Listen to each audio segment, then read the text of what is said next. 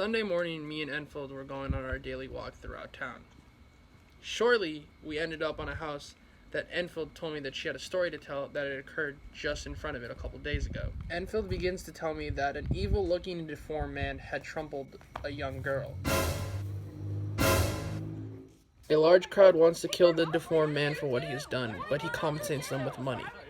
After hearing this, I decide to ask Dr. Jekyll at dinner tomorrow about it. Alright, well, we better be going. Lovely food.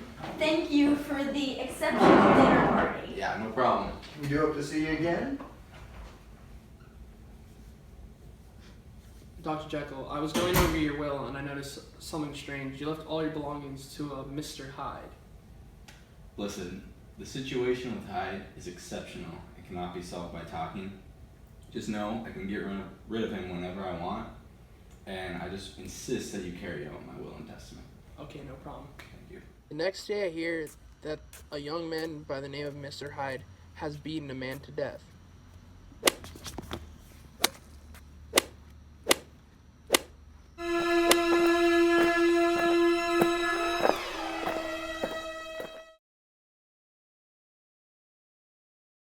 Accompanied by an officer, I visited the scene of the crime.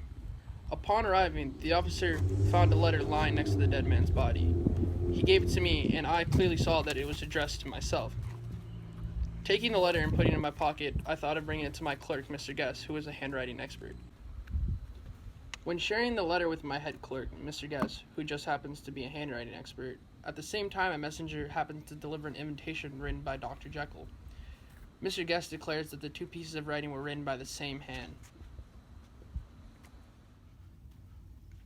I then decide to call Dr. Jekyll's estate, but every time I call, his butler, Poole, answers the phone and then proceeds to tell me that Dr. Jekyll is not having any company over. But this is the same answer I've gotten the last 2 days.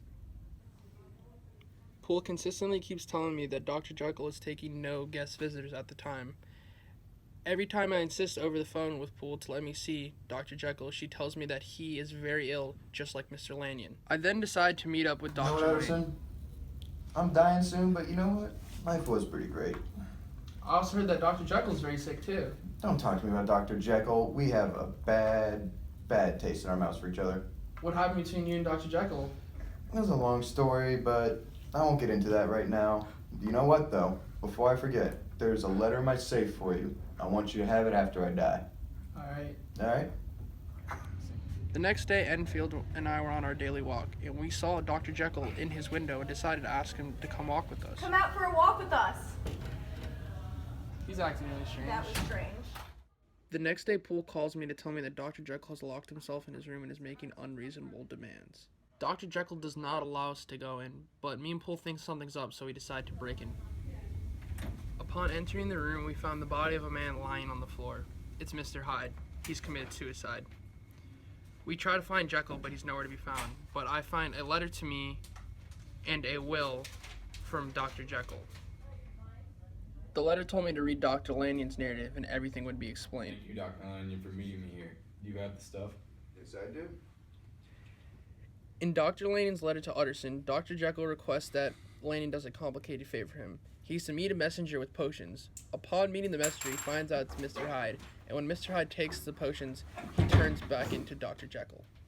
As an esteemed scientist, Lanyon is terrified as what he has just saw in front of him. His friendship with Dr. Jekyll deteriorates shortly after this. In his letter, Dr. Jekyll explains the two sides of his character. On the one hand, he loves being sober, dignified, and respectable. Yet on the other hand, he craves pleasure and debauchery. In his research, he discovers how to split these two natures into men, thus Jekyll and Hyde. But Hyde becomes too much, and we don't know if Jekyll tried to kill himself to kill Hyde or Hyde committed suicide for an unknown reason.